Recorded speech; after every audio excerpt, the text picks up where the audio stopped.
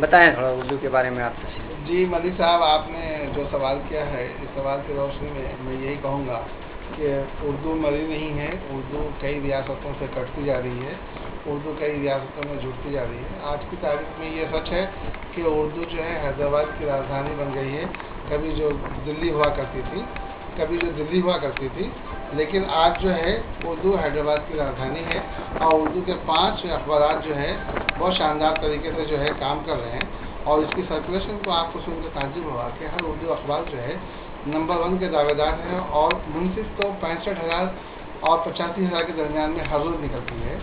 جبکہ سیاست 75,000 ہے، اور اعتماد بھی 50 اور 60 کے بیچ میں ہے۔ راشٹریہ سہارا بھی اسی درمیان میں ہے، رہنما دکن بھی ہے۔ اہم بات یہ ہے کہ اردو کے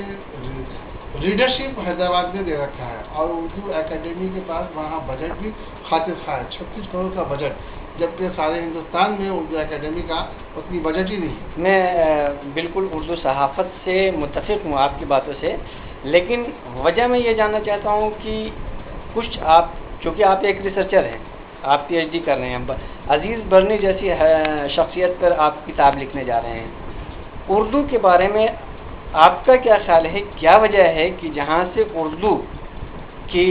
کا جنم ہوا، میں سمجھتا ہوں کہ اتر بھارت اس کا ذمہ دار ہے، اور پھر اتر بھارت سے ہی یہ ختم ہوتا چلا جا رہا ہے، وہاں اس کی جو ساؤتھ انڈیا کے اندر میں حیدرآباد، نظام حیدرآباد کہا جاتا ہے،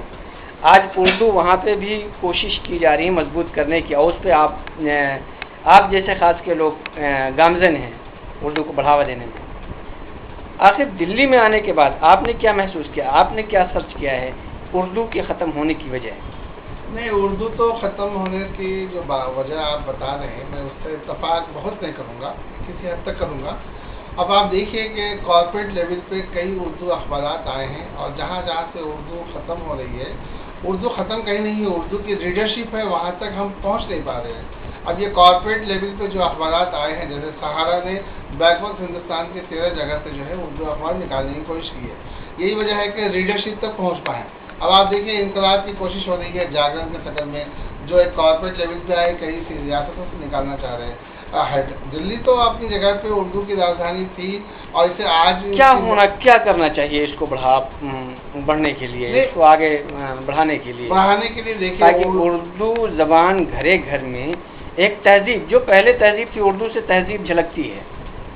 نہیں، تہذیب دیکھیے، یہ تو یورپ کا جو ہے ہمارے اوپر کئی تہذیبوں کو اس طرح سے مسلط کر دیا گیا ہے، ہر گھر میں ٹی وی ہے، تو ہمارے پاس جو یورپین پروگرام ہے، یورپین اسٹائل میں جو ہندی پروگرام آ رہے ہیں، اس سے ہماری تہذیب ختم ہو رہی ہے۔ لیکن باوجود اس کے کہ اردو کے قاری اور اردو صحافت اور اردو میں روزگار کے موقع اتنے کھل گئے ہیں کہ آپ کو جان کر تعجب ہوگا ملک صاحب کہ اردو کے ایڈیٹرز آج کی تاریخ میں 1,50,000، 1,70,000 اور 70,000 سے زائد جو ہے تنخواہ اٹھا رہے ہیں۔ کبھی آپ نے کبھی یہ سوچا کسی زمانے میں آزادی کے بعد جن لوگوں نے اردو کی تحریک چلائی تھی، جن لوگوں کے دم سے آج اردو ہمیں میسر ہے، آپ